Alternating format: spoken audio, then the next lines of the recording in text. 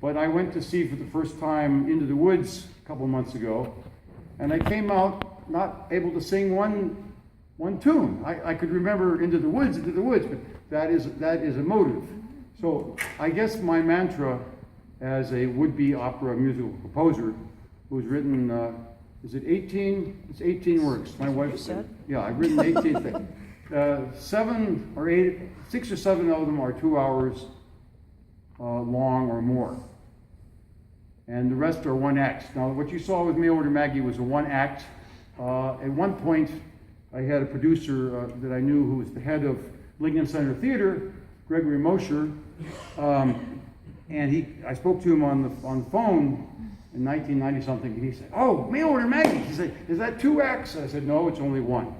And I tried to make it longer, but somehow I feel that it is what it is, and it's long enough. It says what I want to say. And so how do we write a melody? Well, there are a lot of melodies that just occur to us. If you can play the piano, I generally get a melody that moves me by reading a text.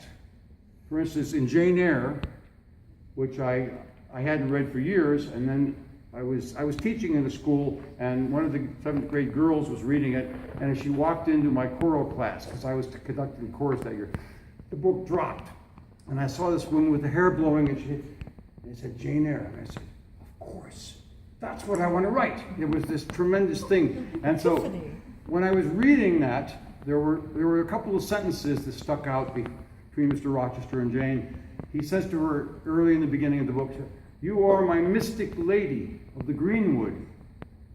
Well, it's an English story, so it's got to have English and Irish music. So out of that came.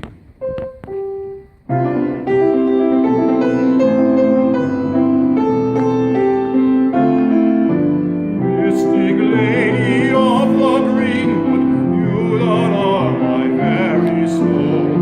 You know, and that thing turned out to be one of the hits of the show, which I did with a community theater in about 1995.